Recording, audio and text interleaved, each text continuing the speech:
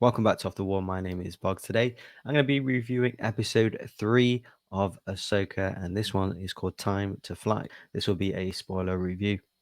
This one is, of course, one of the shortest Disney Plus episodes. I believe clocking at about 34 minutes, including the credits and the previous episode recap. Although it was one of the shortest, it was quite dense with lore and world building, which is definitely stuff I liked. I'll give my overall thoughts first, of course. I thought it was a bit of an okay episode. Like, as I said, the lore building stuff and the world building stuff was interesting, but it was slow at times, particularly the first half of the episode. Even though it was an extremely short episode, it did drag. Some of the action scenes and the dialogue is a bit rough at times, but overall, I am still optimistic. I have a feeling I'm going to say that for the rest of the season, but I am optimistic for the next episode and the rest of the season. And to me, completely understandable if you think this was a okay episode or almost as if a mid-tier episode of, let's say, The Mandalorian from season 1 or 2 or even 3, or even like a mid-season episode of something out of the Clone Wars or Rebels. But a lot was discussed really subtly, was straight out of George Lucas, this ideology and theories. And these things definitely go under the radar, not noticed, of course, by let's say the average fan, as they are reflective of some of the ideas that were in the original trilogy and the prequel trilogy. Of course, Filoni worked directly under George Lucas in the Clone Wars, so I'm not surprised these were added in, and some of my favorite parts of the series so far. So let's get to the episode breakdown. Ahsoka and Sabine are going through hyperspace on Ahsoka's T6 starfighter. Huyang and Sabine are in training in different lightsaber forms. And of course, Huyang has been doing this training for, as we mentioned in the first couple of episodes, for hundreds of years, which I do like that context given. Obviously, he's been doing this in the Jedi Academy, probably on Coruscant, and he's still doing it now, even with Sabine. And of course, the look of him, he did physically look like Grievous with the forearms, of course, calibrating almost her accuracy and her timing and striking technique where she hits the kind of targets and things like that. So nice to see a bit of lightsaber training and adding to kind of lore mythology, which we haven't seen too much lightsaber training, of course, in live action. Obviously reminiscent of Star Wars Rebels, where Kanan Jarrus shows Sabine Wren how to use the dark saber. Ahsoka obviously joins in and tells Sabine it isn't about the physical, it's about the mental, to use the mind. It takes a deeper commitment and the lessons put into her over the years. Sabine is not force sensitive, and it is a little confusing because obviously this Sabine being Ahsoka's apprentice has happened off screen before the season has started, which I don't particularly like because we have no context. And also when they're trained, there's no actual reference to their previous master and apprenticeship, her being a Padawan or anything like that. And why is she taking on an apprentice that isn't force sensitive? She's too old to begin the training. What happened to this kind of notion that was throughout the prequels and even the original trilogy, where age is a factor and natural midichlorian count is a factor, natural talent.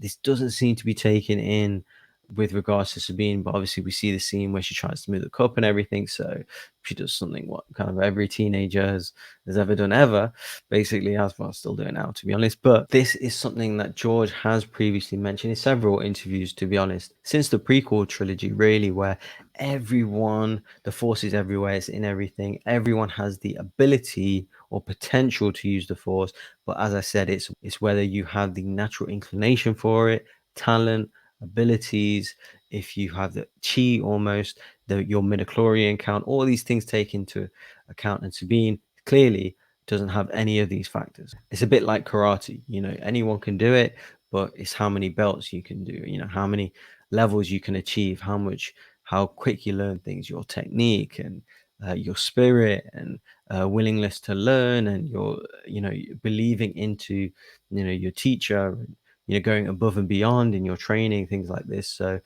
Sabine's falling way short, especially in compared to other Jedi who we've seen go through training, especially, for example, Luke Skywalker or Anakin Skywalker. And Huyang actually says that she's a bad candidate and would never have been accepted in the Jedi Order or Jedi Academy. Ahsoka's obviously bypassing these because she is going to need help, on the route to finding Ezra. Perhaps we'll have to confront Thrawn or, battle these other Force uses, Balin and Shin, and the Inquisitor Merok.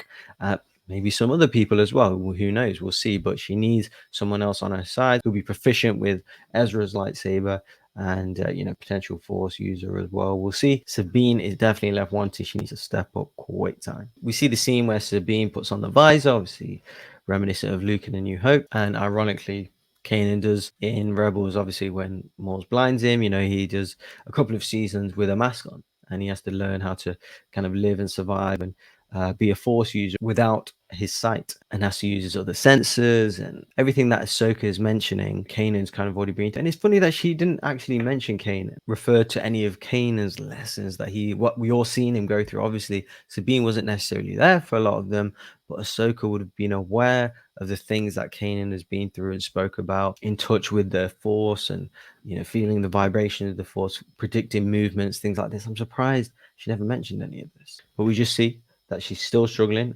She's kind of not gifted at all in the Force. Ahsoka and Sabine are basically sparring. Sabine then initiates an attack.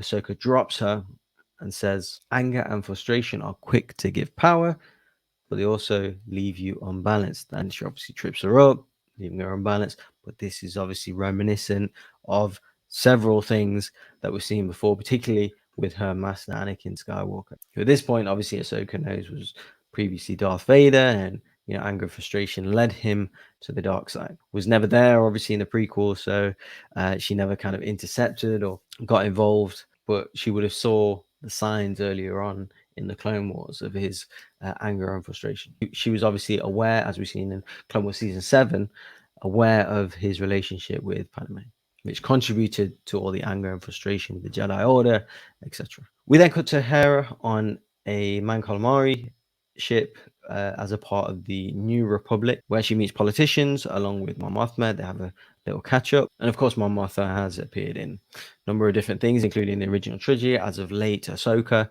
obviously Rogue One, and she was also in Star Wars Rebels. And basically, this is where definitely the episode slowed down. It was kind of slow with the training sequence, but Hera then explains to the counselors, basically, or the governors, the situation from the previous two episodes with the hidden Imperials on Corellia. And she explains the Imperials are not loyal to the new, and she explains the Imperials obviously are not loyal to the New Republic. They're still loyal to the Empire. And the New Republic officials, I'm just gonna be polite and say they're not too proficient, and they haven't learned from their mistakes, and consequently they don't believe her. So she asks for a special task force to go.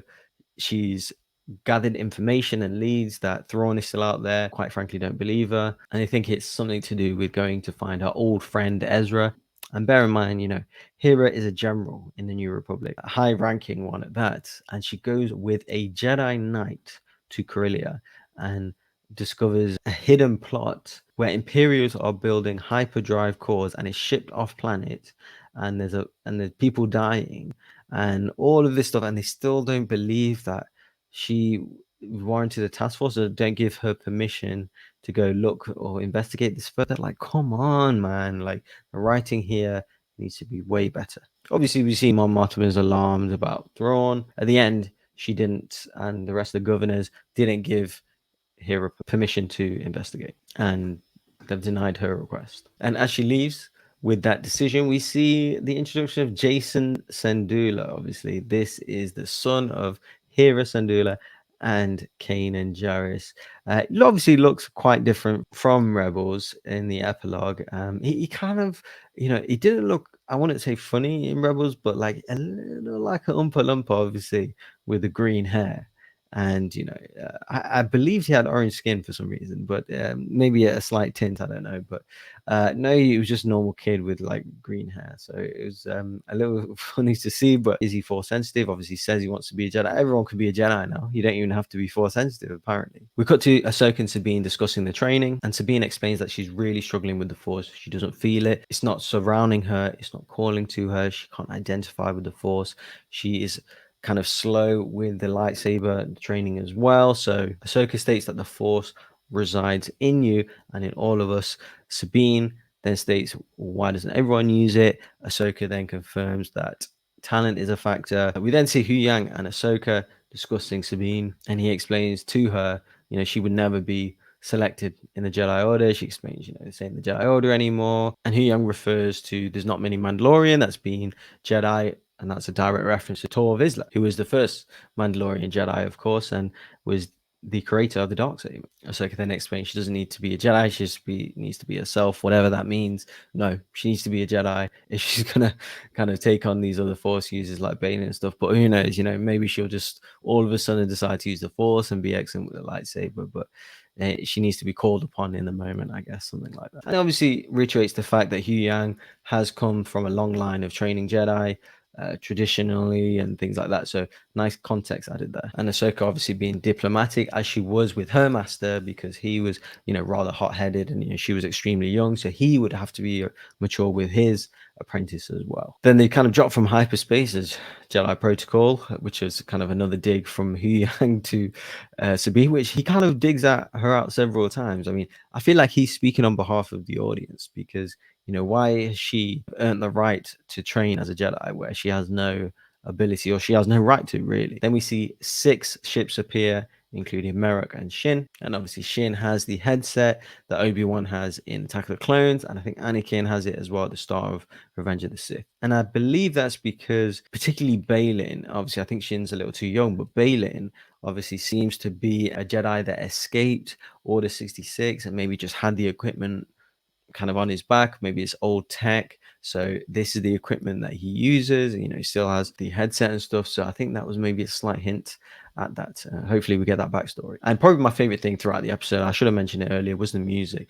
Kevin Kiner, absolutely fantastic. He is Star Wars, as in after John Williams, this guy's the man, this guy's the one. He hasn't used any original themes, maybe a couple of seconds here or there, or prequel themes, even Clone Wars themes, I haven't noticed anyway, but just the music in general is very similar. The way it swells sometimes, or the action drops up and down. I do love his score. I am invested in the music, and I'm kind of interested with every scene what's kind of theme he's going with. Sabine then boards the gunner at the back of Sabine's ship, and Ahsoka realizes she has to work with Sabine to take out these other fighters. And of course, we see Sabine's ship hit multiple times. Her shields and deflectors are holding up, and there's no damage to her ship. But as soon as they hit or fire at another, starship, they blow up and stuff. So yeah, there's that. And Merrick obviously drops out as you wish. Very Sith tendency, and there's a lot of rumors about Merrick as well that's appeared online. A massive rumor that this guy is Starkiller. So we'll see when it comes to that. Sam Witwer is apparently in the show. We haven't seen him yet. They have not confirmed who he's playing, so potentially there's that. Or there's rumors that he's Ezra as well. I can't see that, but potentially, who knows, because they've hidden his voice as well. What's going on there?